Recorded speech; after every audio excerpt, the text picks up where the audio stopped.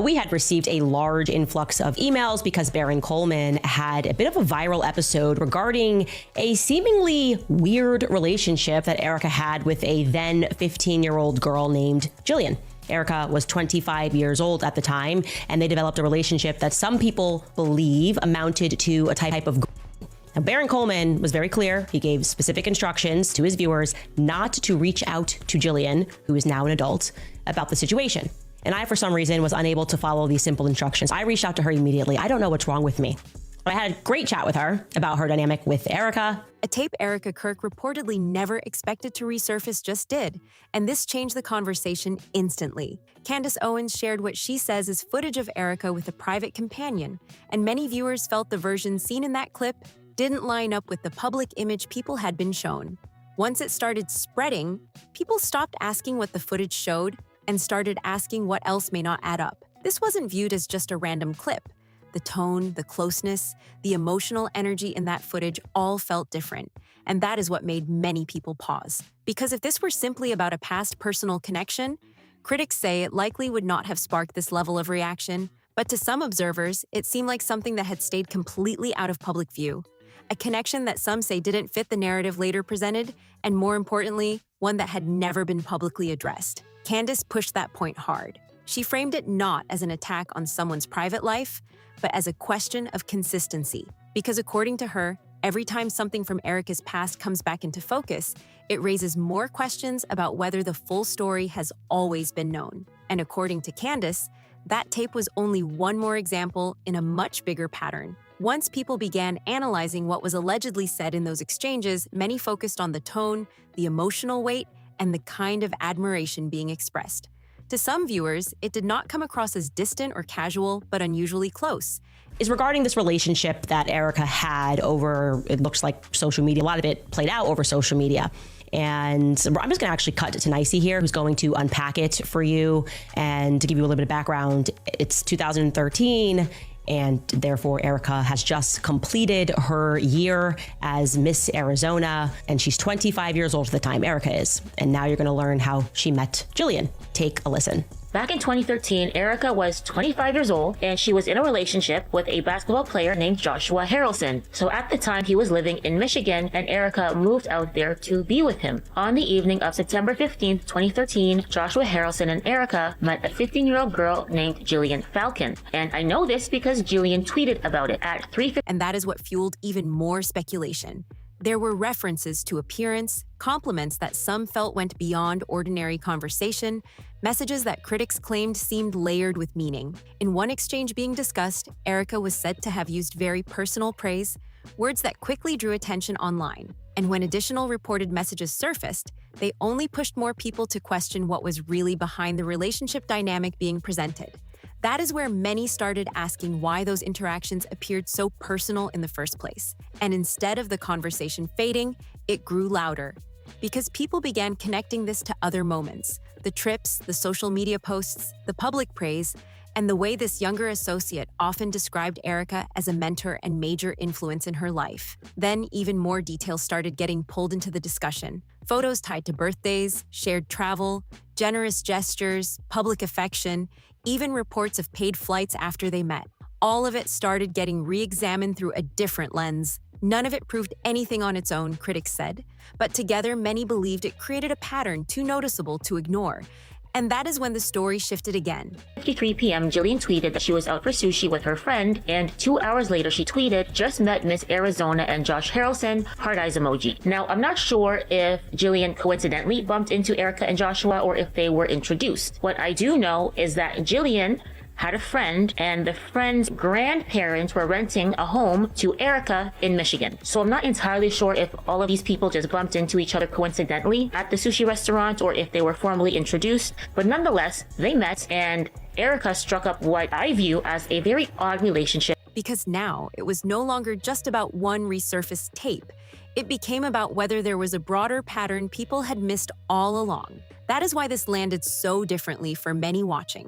Because critics point out this is not the first time Erika's past relationships or personal connections have sparked questions. They say previous associations have surfaced before, only to later fade quietly from the public narrative. Names once openly acknowledged were later disputed, and that only added to the mystery for those following closely. Other connections, old photos, timelines, and resurfaced details have also been pulled back into focus, with some commentators arguing they do not always align neatly with the story people thought they knew.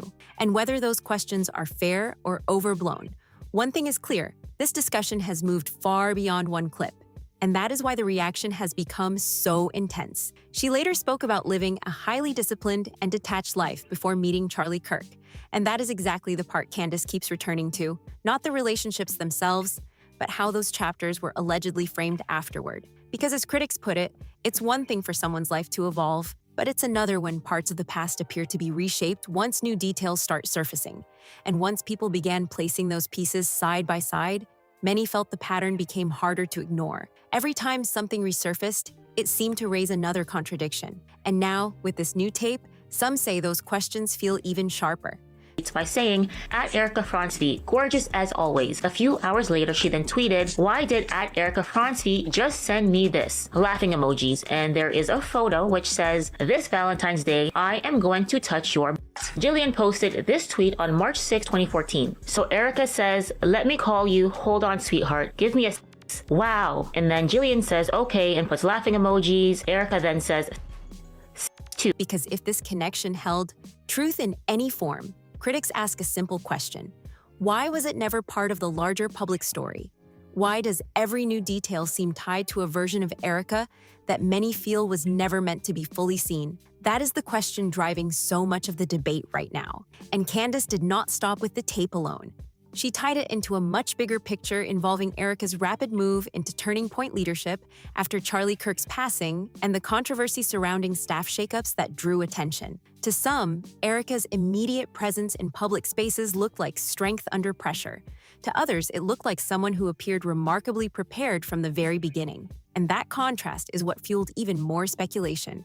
Because when people place that beside resurfaced relationships, shifting timelines, and parts of her past returning in unexpected ways, some say it starts feeling less like isolated moments and more like repeating themes, visibility, influence, movement through very different circles. Then what critics describe as a full reset of identity once she entered a new role. That is what keeps many watching closely. Every time things appear to settle, another detail emerges that changes how previous events are viewed. And Candace has made clear she is not stepping away from those questions. If anything, she seems to be pushing even harder, arguing this is not random noise, but something worth paying attention to. Because in her view, when patterns repeat often enough, they stop looking accidental and begin looking deliberate. And that is what she argues this tape represents, not simply a private moment. But not from you, LOL. Holy laughing emoji. You always make me laugh. I don't bat for the other team just yet. On March 13th, 2014, Jillian shared another screenshot of her text messages with Erika. Erika says, I forgot to tell you, hydrate tonight. No alcohol, and don't eat a lot of salty foods. You don't want to look bloated. Jillian then responds, thank you. Erika says, no alcohol. Really, Erika? Age recognition, you twat waffle. Apparently, I haven't had my coffee yet. What the hell, Erika? Laugh. But one more piece in a larger puzzle that some believe does not fit together as neatly as it has been presented. That is why many are now looking differently, not just at the tape, but at everything surrounding it. The past connections, the disputed timelines, and a public image some critics argue doesn't always match what keeps resurfacing.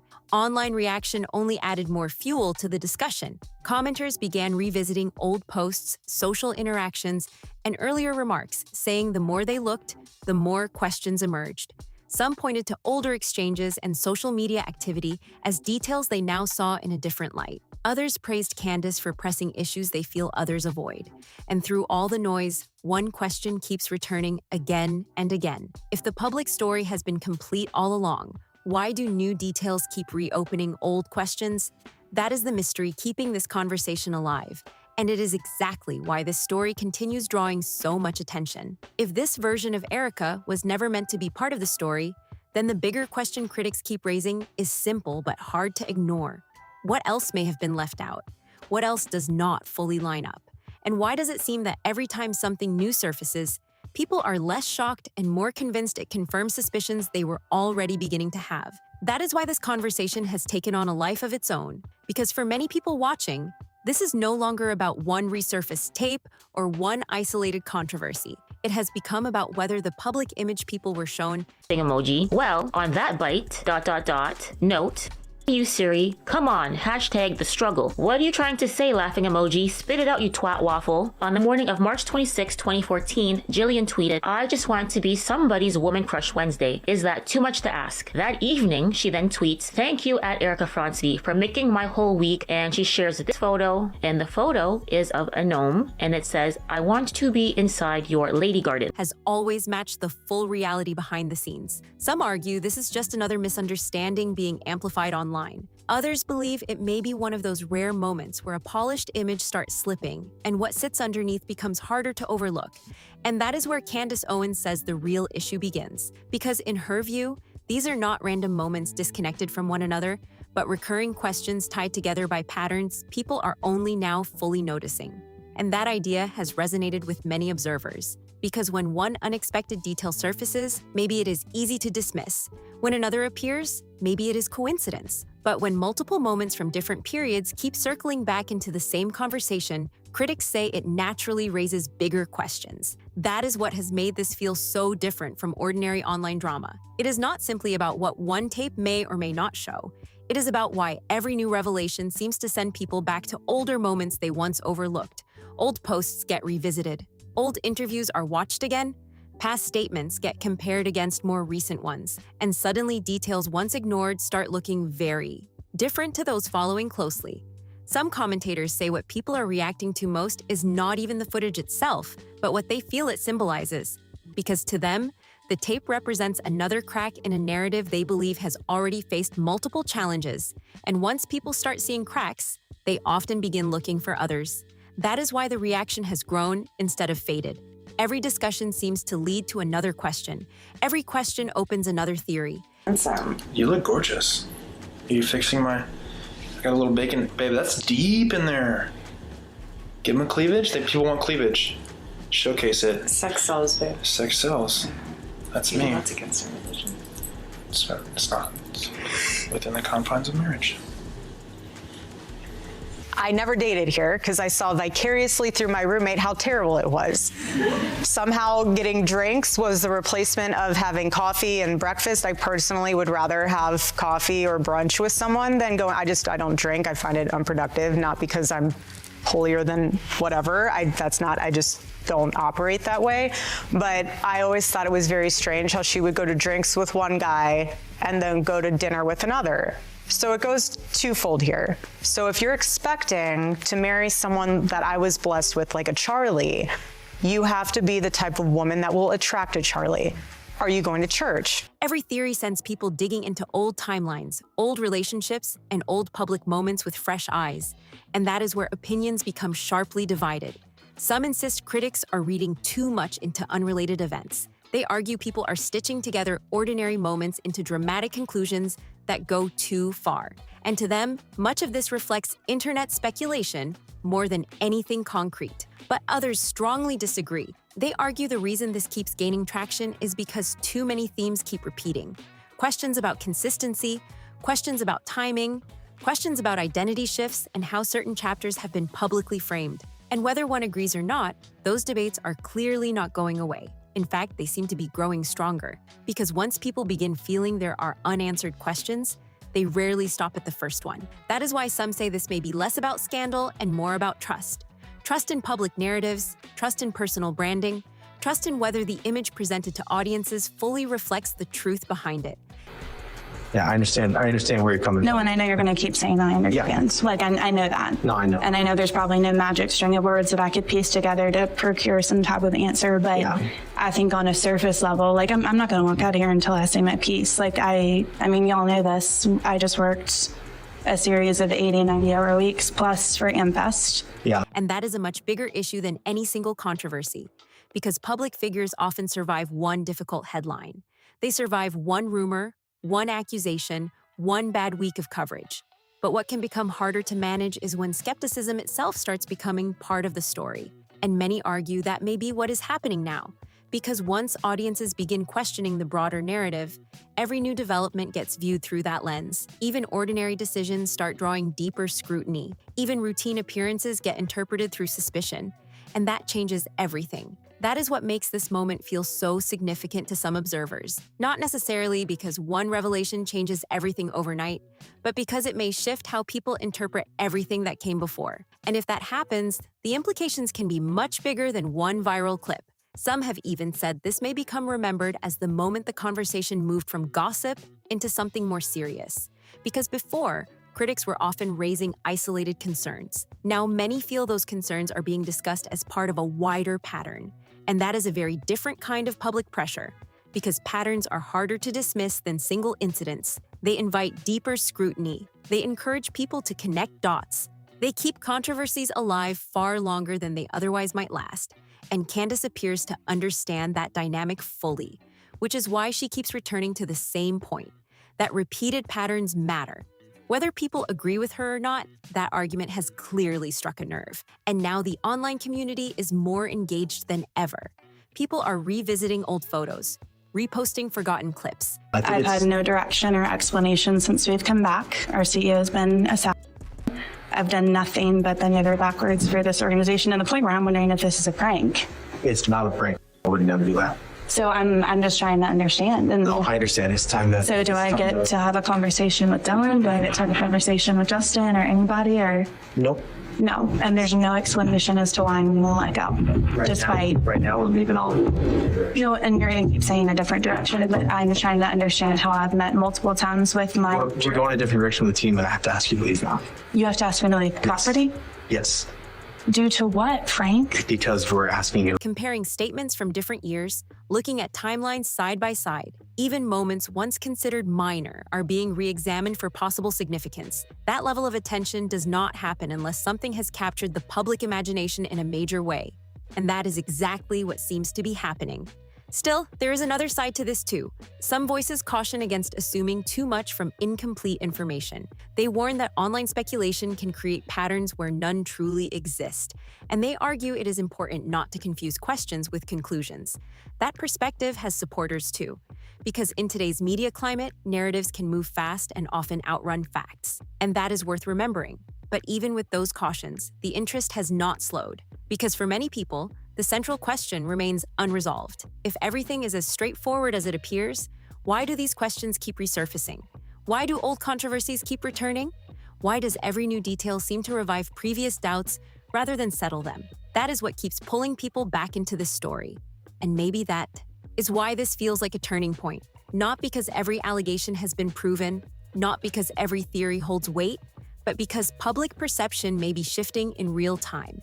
And once perception shifts, it can be incredibly difficult to reverse. That is why some are calling this more than a controversy. Because she's been terminated and we're not. But there's no explanation or documentation for this. I've never had one bad review from Dylan. I've never had one issue with the company. I've never done anything unethical. And so I'm sitting here understanding why my entire livelihood is being completely tossed out. I mean, I sat No, in this chair. you're gonna do great things. No, and I Your plan livelihood- to. I don't think your livelihood is being tossed out. I think you're Well- very successful. They see it as a credibility test, a moment where competing narratives are colliding in public view. And those moments often define reputations for years. Will this eventually fade? Possibly. Will it grow into something even larger? Some believe it might. But right now, one thing seems clear. People are watching more closely than ever before, and the questions are not getting quieter. They are getting louder, because whether someone sees this as overblown speculation or legitimate scrutiny, it has opened a conversation people clearly are not ready to let go.